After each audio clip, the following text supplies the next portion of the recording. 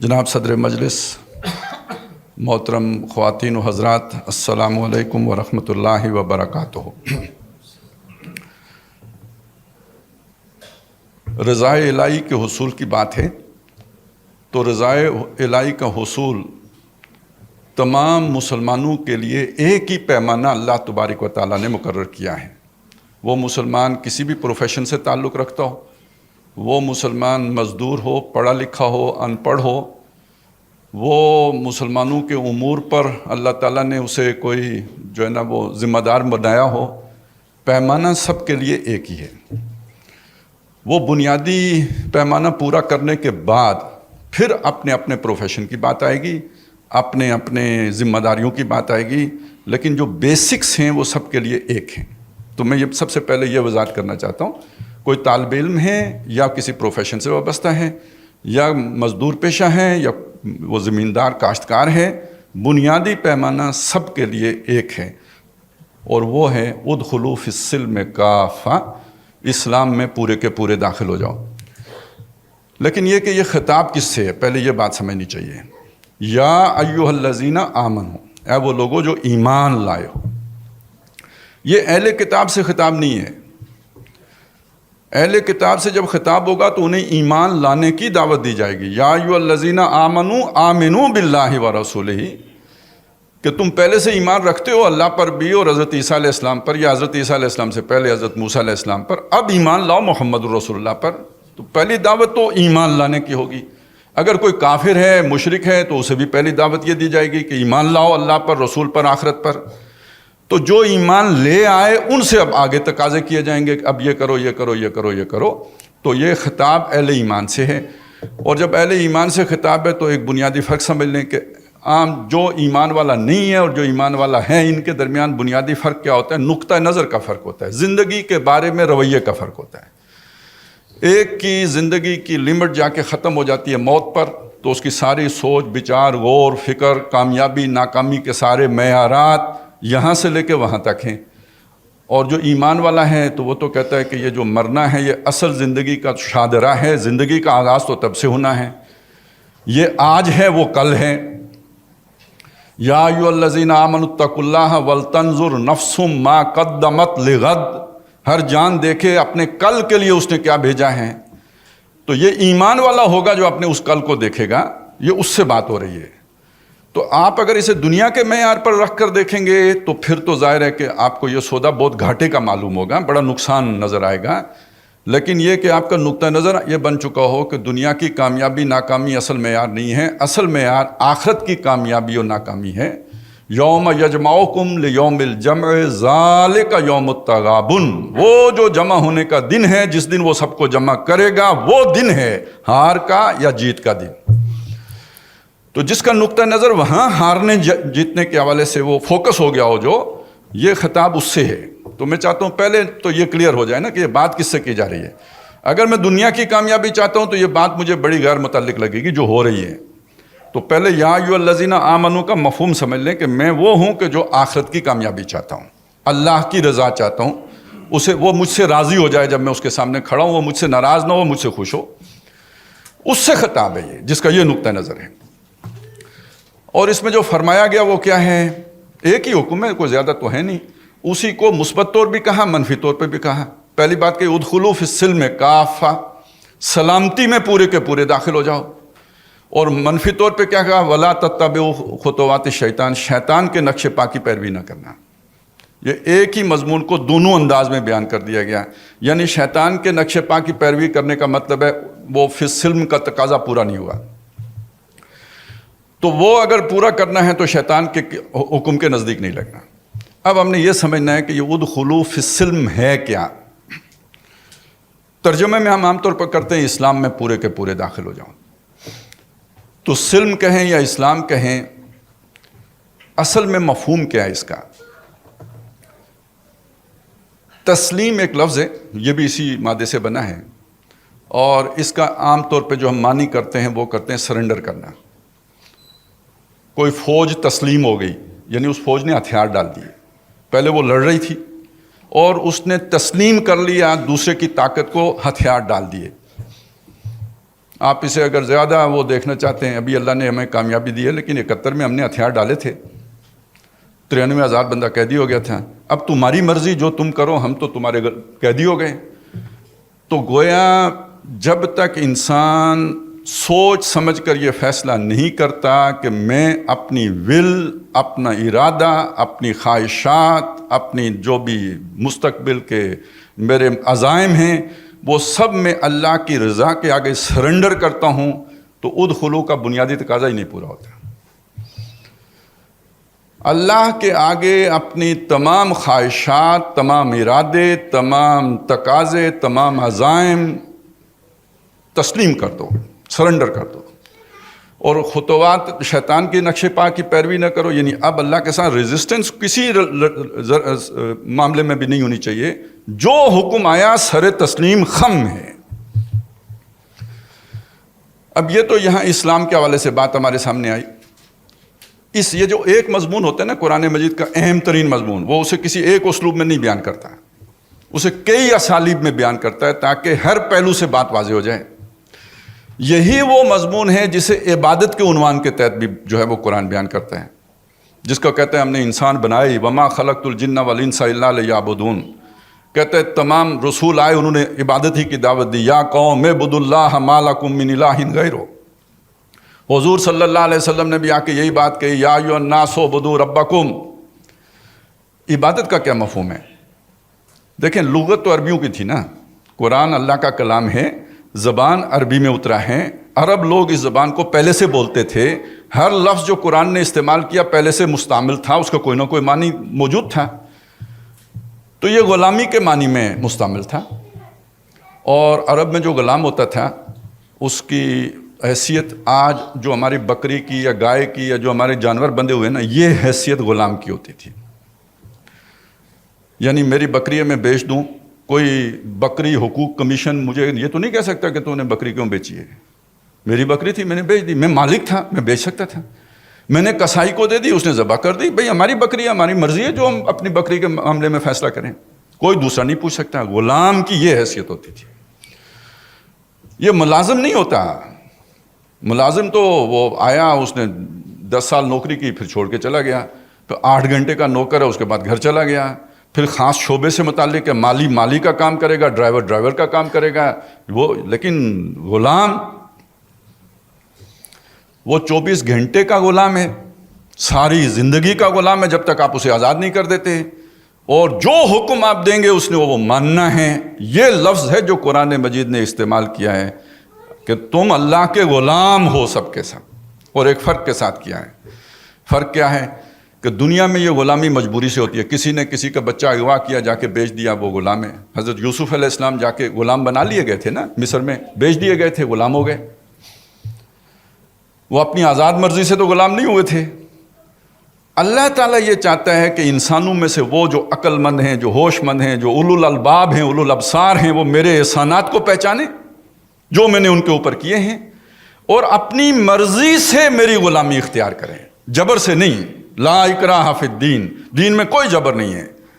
میری ربوبیت کو پہچانیں، میرے احسانات کو پہچانیں، میرے انعامات کو پہچانیں، پھر جو ان کے اندر ایک جذبہ پیدا ہو میرا شکر ادا کرنے کا، تو مجھے ان سے خدمت تو نہیں درکار، بے نیاز ہستی ہے، اسے انسانوں کی خدمت کی حاجت نہیں ہے، تو پھر کیا کریں انسان؟ میرے احکام کے تابع ہو جائیں، جو میں انہیں حکم دوں اسے پورا کریں۔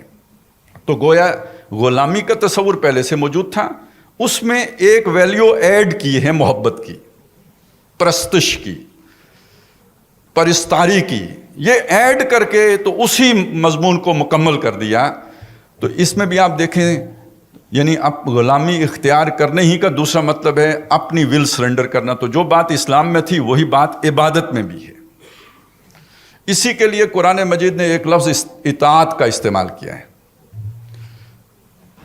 کسی کی پیروی کرنا، حکم ماننا، بات وہی ہے، حکم برداری کرنا، فرما برداری کرنا، وہی بات ہے۔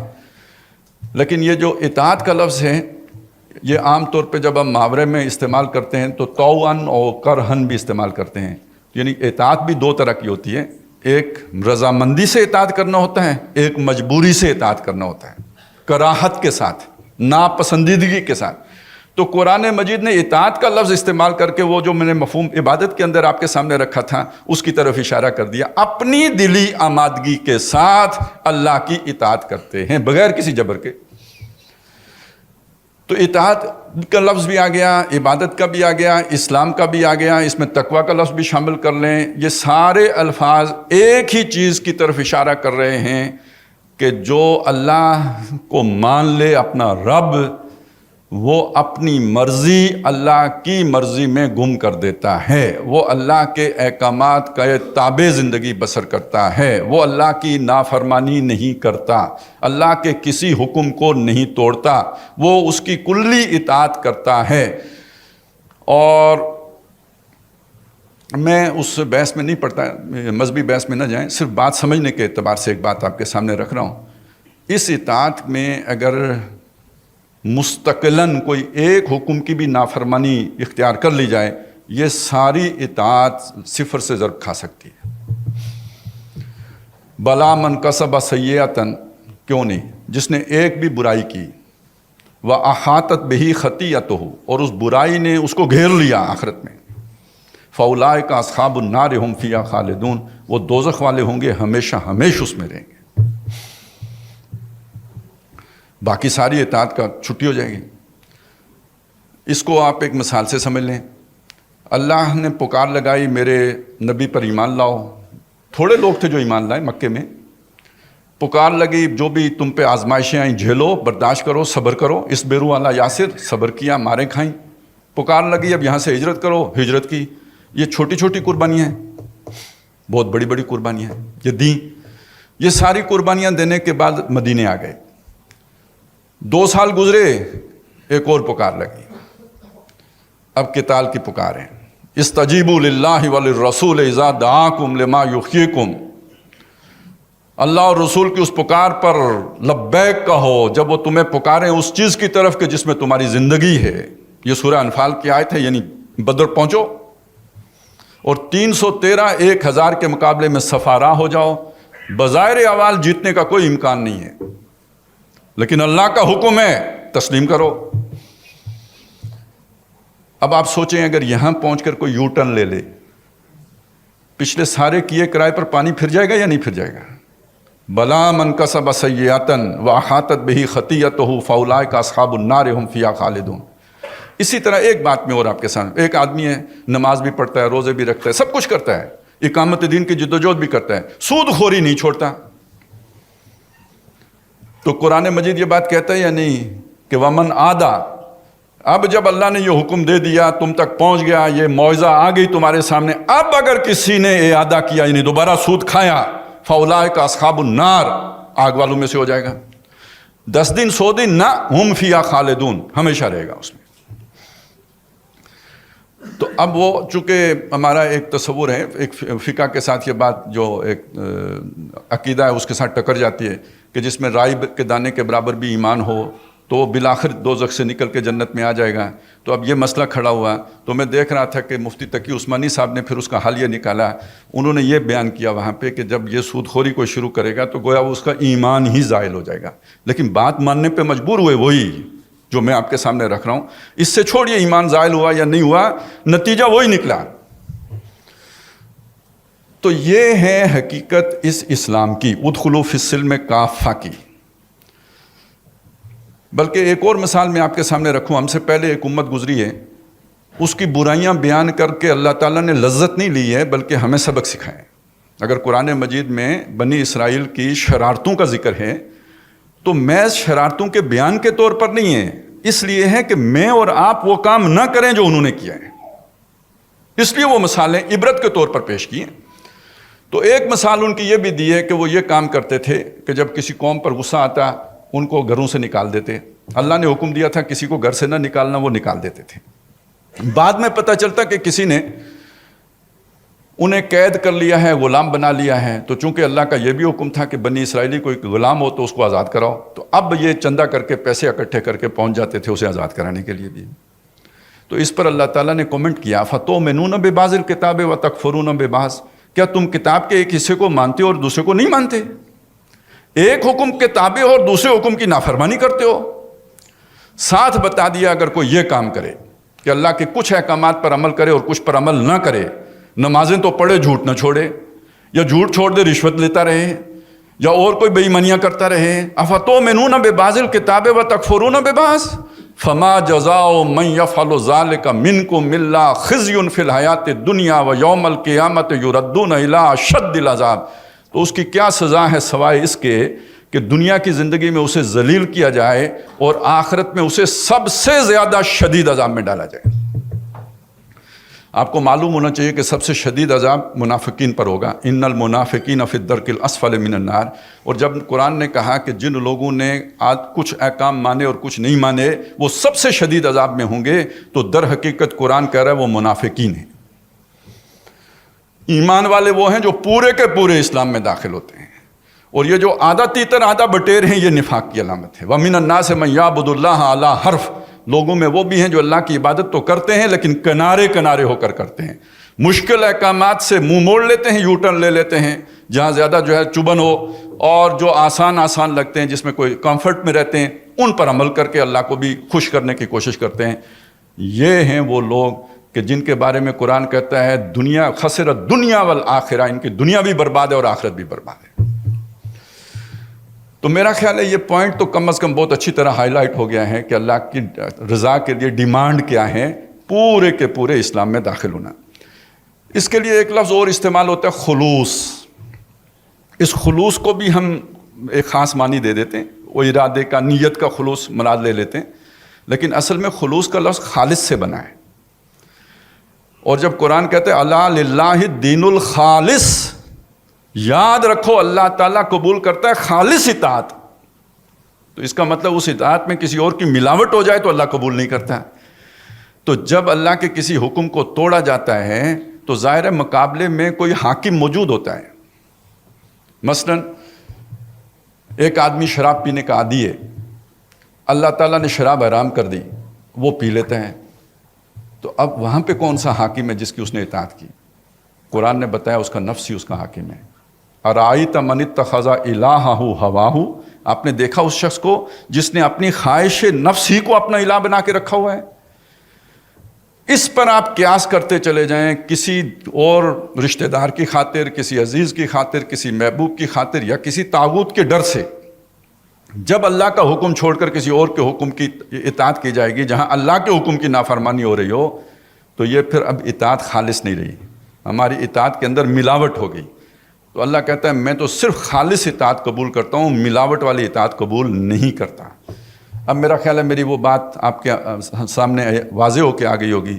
یہ وہ بیسکس ہیں جو سب کے لیے ایک جیسی ہیں، ہر انسان کے لیے، وہ کسی بھی شعبے سے متعلق ہو، سب سے اللہ کا تقاضا یہی ہے۔ اور یہاں پہنچ کے شاید ہمیں یہ بھی اندازہ ہو جائے کہ جو نبی صلی اللہ علیہ وسلم نے فرمایا تھا کہ بدا الاسلام غریباً فسیعود کما بدا، اسلام شروع ہوا تو اجنبی تھا اور عنقریب یہ لوٹ کے پھر اجنبی ہو جائے گا۔ یہ جو تصور ہے یہ قرآن کا، یہ اجنبی ہے آج۔ بڑے بڑے اہل علم بھی اس تصور کو قبول کرنے میں رکاوٹ محسوس کرتے ہیں، ان کے مزاج کے ساتھ ہم آہنگ نہیں ہے جو مزاج ان کا بن گیا ہے۔ لیکن قرآن جو ڈیمانڈ کر رہا ہے وہ بہرحال یہی ہے، اس سے جو کوئی جو مرضی نتیجہ نکالے، لیکن قرآن مجید کا تقاضا، مانگ، مطالبہ یہ ہے کہ جو بھی مومن ہے وہ پورے کا پورا اسلام میں داخل ہو۔ آخری اس کا پہلو جو ہے وہ کیا ہے، وہ بہت اہم ہے۔ پہلے وقتوں میں زندگی بہت سادہ تھی اور انسان آزاد تھا، جسے ہم ارتقاء کہتے ہیں، ایوولوشن کہتے ہیں، سوشل ایوولوشن کہتے ہیں۔ اس کے نتیجے میں در حقیقت ایوولوشن تو ہوا ہے، کوئی شک نہیں، زندگی بہت آرام دہ ہوئی ہے، کوئی شک نہیں، لیکن دوسری طرف کیا ہوا کہ ہم آزاد نہیں رہے ہیں۔ آج کے انسان کا سیاسی اعتبار سے مکمل طور پر ڈیپینڈنٹ ہے، معاشی طور پر مکمل طور پر غلام ہے، اس کی کوئی آزادی حاصل نہیں ہے۔ سماجی طور پر بھی 75% سماج کا پابند ہے، کوئی 25% اسے آزادی ہوگی۔ ایک تھوڑا سا یہ میدان ہے جسے دنیا ریلیجیس فیلڈ کہتی ہے، اور وہ دین نہیں ہے، ایک مذہبی دائرہ ہے۔ آپ اپنے عقیدے میں آزاد ہیں، جو مرضی اختیار کر لیں، ایک خدا کو مانیں، 10 کو مانیں۔ کچھ سوشل کسٹمز ہیں جن میں آپ کو آزادی حاصل ہے، نکاح، طلاق، یہ وہ جو یہ معاملات ہیں، یا مر گیا تو اس کو دفنانا کیسے ہے، تجہیز و تکفین کے معاملات ہیں، شادی بیاہ کے معاملات ہیں، یہ آزادی کے دائرے میں آ جاتا ہے۔ اور اس کے ساتھ ساتھ کچھ موڈ آف ورشپ ہیں، کوئی ڈنڈوت بجا لاتا ہے، کوئی نماز پڑھتا ہے، کوئی حج کرتا ہے، تو یہ کچھ چیزیں ہیں جن میں انسان آزاد ہے۔ وہیں پر ہم اپنی آزادی کو ایکسرسائز کر کے یہ سمجھتے ہیں کہ ہم نے اسلام کے یہ والا تقاضا پورا کر دیا ہے۔ سیاسی حاکم کون ہے؟ وہاں اللہ کی اتھارٹی تسلیم کی جاتی ہے یا نہیں کی جاتی؟ سب سے بڑا سوال تو یہ ہے، ابھی آپ کے سامنے جو آیات پڑھی تھی ڈاکٹر برنی صاحب نے، تبارک الذی بیدہ الملک، بادشاہ ہیں، اور یہ کوئی ایک آیت نہیں ہے، یہ آپ کو قرآن مجید کھنگالیں ہر صفحے پہ اس سے ملتی جلتی آیت مل جائے گی جہاں اللہ کی بادشاہی کا ذکر ہے۔ کوئی بادشاہ کسی دوسرے کی بادشاہی اپنے گورنمنٹ میں برداشت کرتا ہے؟ تو جب آپ نے مان لیا کہ زمین و آسمان کا بادشاہ اللہ ہے، تو کوئی نمرود اب بادشاہی کا دعویٰ کرے تو سب سے پہلے اس اللہ کی بادشاہی کا تقاضا یہ ہے کہ نمرود کا انکار کیا جائے۔ کوئی فرعون کرے یا ساری عوام کرے کہ ہماری اتھارٹی ہے، اس کا انکار کیے بغیر الہ کا تقاضا ہی نہیں پورا، لا الہ الا اللہ، تو پہلے اس کا انکار کریں گے تو پھر یہ ساری باتیں مانی جائیں گی۔ تو سیاسی اسلام کا تقاضا تو پھر یہ ہے کہ خدا کے سوا کسی کی بادشاہی کو تسلیم نہ کیا جائے، اسے طاغوت مانا جائے۔ مالک کون ہے؟ اللہ، اور ایسا مالک ہے کہ جو شے میرے پاس بھی ہے اس کا بھی حقیقی مالک وہ ہے، میرے پاس امانت ہے، اس سے پوچھا جائے گا، مجھ سے میرے جسم کے بارے میں پوچھا جائے گا کہ بھئی اس کا کیا استعمال کیا۔ میں خودکشی نہیں کر سکتا، کروں گا تو حرام ہے میرے اوپر، کیونکہ میں اس جسم کا مالک نہیں ہوں۔ میرا جسم میری مرضی ہوتی تو میں مرضی سے خودکشی کر لیتا، اجازت نہیں ہے، نہیں کر سکتا۔ میرے مال کا میں مالک نہیں ہوں، آخرت میں پوچھا جائے گا خرچ کہاں کیا تھا۔ تو یہ ملکیت کا تصور بھی در حقیقت یہ خناس کہ میں کسی شے کا مالک ہوں، یہ توحید کے تصور کے خلاف ہے۔ مالک کے حقیقی خدا ہے۔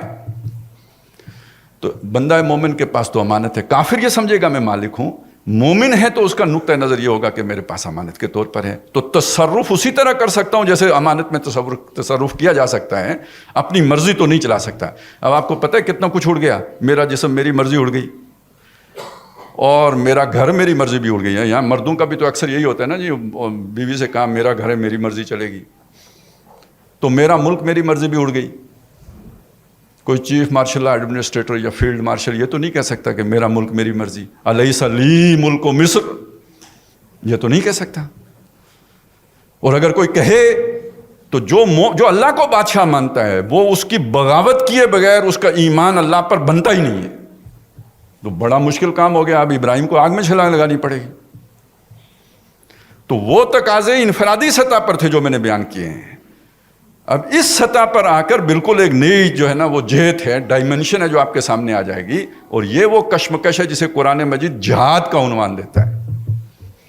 تو جہاد اکیلے بھی ہوتا ہے، فرق یہ ہے اس میں انیشیٹو نہیں ہوتا، موقف ہوتا ہے، تنقید ہوتی ہے، زبانی ہوتی ہے، بدلے میں موت آ سکتی ہے،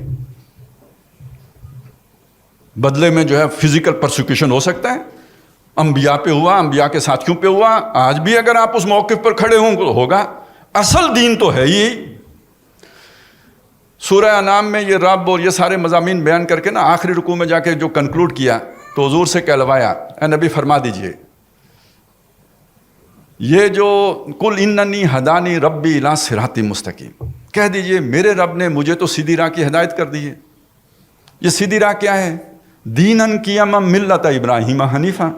کوئی بہت ڈیفینیشن لمبی چوڑی اس کی نہیں ہے، یہ ابراہیم کا طریقہ ہے جو یکسو تھے اللہ کی طرف۔ تو ابراہیم کا طریقہ کیا ہے؟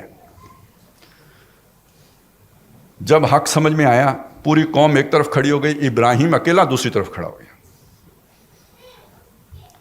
اور جس ڈنکے کی چوٹ پر بادشاہ کے سامنے حق پیش کیا ہے، کوئی لگی لپٹی مصلحت کسی مطلب ایک ہوتا ہے نا کچھ الفاظ کو آپ تھوڑا وہ مصلحت کا سے وہ پیش کرنا، نہ غصہ چڑھے تو چڑھے، بلکہ غصہ چڑھایا۔ بت توڑنے کا کیا مقصد تھا؟ پھر جب وہ موقع آیا آگ میں چھلانگ لگانے کا تو بے خطر کود پڑا آتش نمرود میں عشق، عقل ہے میوے تماشائے لب بام ابی، وطن چھوڑا۔ اور یہاں آ کے ایک اعتبار سے چلیں، کشمکش تو ختم ہوئی، اسٹرگل فار ایگزسٹنس تو ہے، لیکن وہ جو باہم ایک کشمکش تھی وہ ختم ہوئی، لیکن ابھی نہیں۔ 87 برس کی عمر میں اللہ نے بیٹا دیا, 100 برس عمر ہوئی, 13 سال کا بچہ بھاگ دوڑ کے قابل ہوا, چھری چلاؤ.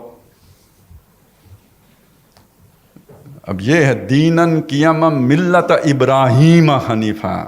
اور پھر اس کو آگے جا کے خود کھول بھی دیا اسی دو آیتوں کے بعد, قل ان صلاتی و نسکی و محیای و مماتی للہ رب العالمین. کہہ دیجئے بے شک جیسے میری نماز اور قربانی اللہ کے لیے ہے, ایسے ہی میرا جینا اور میرا مرنا بھی اللہ کے لیے ہے. میں جیتا ہوں اللہ کے لیے جیتا ہوں, مروں اللہ کے لیے مروں.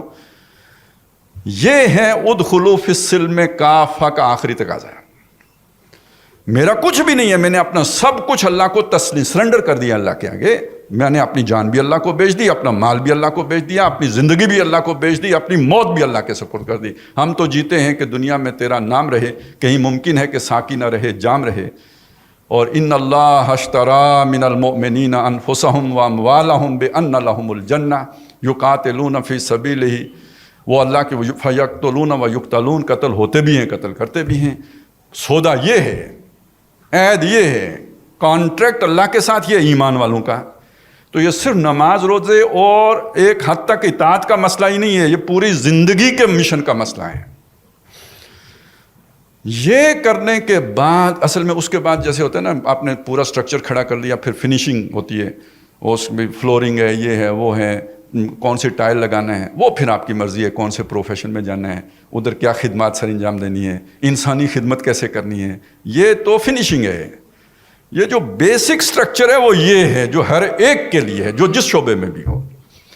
اور اگر اسے میں بھول گئے ہوں تو اسے یاد کرنے کی ضرورت ہے, اور اگر یاد ہو تو یاد رکھنے کی ضرورت ہے, کیونکہ یہ یاد رہتا بھی نہیں. تھوڑے عرصے کے بعد پھر وہ نمک کی کان میں جیسے نمک سب نمک ہو جاتا ہے, تو اس دنیا کے بکھیڑوں میں پڑھ کے دنیا نے تیری یاد سے بیگانہ کر دیا, تجھ سے بھی دل فریب ہے غم روزگار کے, تو اس میں پڑھ کے بندہ یہ والا مشن بھول جاتا ہے. انسان بھی بھول جاتا ہے, جماعتیں بھی بھول جاتی ہیں, ملتیں بھی بھول جاتی ہیں. تبھی تو پھر نئے نبی کو آنے کی ضرورت پیش آتی ہے. اللہ تعالی ہمیں آخری دم تک اس موقف پر, اس مشن پر, اس نظریے پر استقامت عطا فرمائے. اقول قولی ھذا واستغفر اللہ لی ولکم ولسائر المسلمین والمسلمات.